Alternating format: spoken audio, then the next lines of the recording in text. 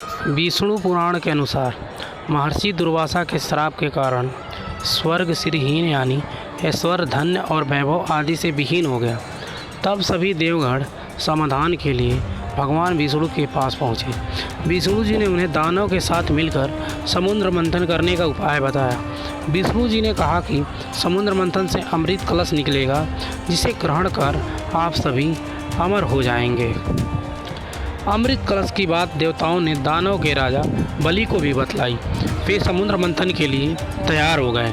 वासुकी नाग की रस्सी तैयार की गई और मंदलाचल पर्वत की सहायता से समुद्र मंथन हुआ। समुद्र मंथन करने पर सबसे पहले हलाहल विष निकला। इस विष का ज्वाला इतना तेज था कि सभी देवता एवं दानवगण जलने लगे। इस पर सभी ने मिलकर भगवान शंकर से प्रार्थना की, हे भोलेनाथ, आप इस विष को ग्रहण करें। शंकर जी ने विष को हथेली पर रखकर पी लिया, किंतु उसे कंठ से नीचे नहीं उतरने दिया तथा उस विष के प्रभाव से शिव जी का कंठ नीला पड़ गया। इसलिए महादेव जी को नीलकंठ भी कहते हैं। बोलो जय शिव शंकर की। दूसरा, कामधेनु गाय। समुद्र मंथन से हलाहल विष के बाद कामधेनु गाय निकली। इसे ऋषि मुनियों को दे दिया गया। जैसे देवताओं में श्री हरि विष्णु, सरोवरों में समुद्र, नदियों में गंगा, पर्वतों में हिमालय और भक्तों में नारद और तीर्थों में केदारनाथ श्रेष्ठ हैं, वैसे ही कामधेनु गाय को ही सर्वश्रेष्ठ प्रजाति मानी जाती है।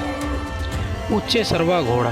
कामधेनु गाय के बाद समुद्र मंथन से ऊंचे सर्वा घोड़ा निकला, जो कि उच्च श्रेणी का घोड़ा था। सफ़ेद रंग के इस घोड़े में आकाश में उड़ने की अद्भुत शक्ति थी। यह घोड़ा असुरों के राजा बलि को प्राप्त हुआ। बलि की मृत्यु के बाद यह घोड़ा देवराज इंद्र को प्राप्त हुआ। ऐरावत हाथी। ऐरावत सफ़ेद रंग की हाथी है। दिव्य शक्तियों से युक्त यह हाथी इंद्रदेव को दिया गया था। यह हाथी इंद्रदेव की सवारी भी है। कौस्तुभ मणि। भगवान विष्णु ने इस मणि को धारण किया। माना जाता है कि अब ऐसी मणि केवल इच्छाधारी नागों के पास ही बची है।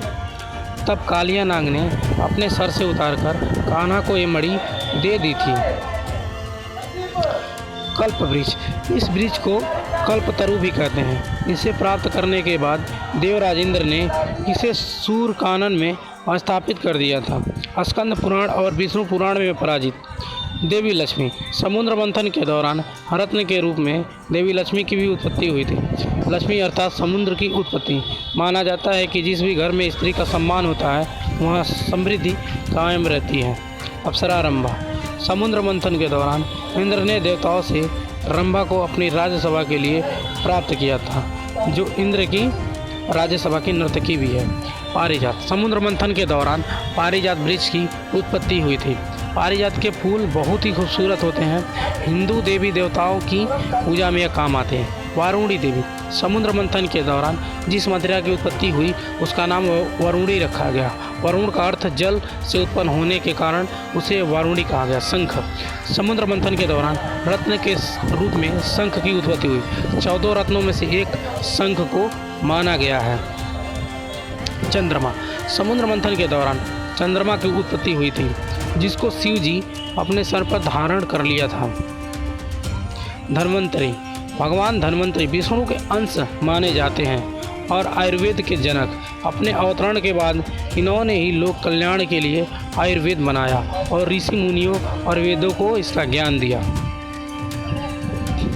अमृत।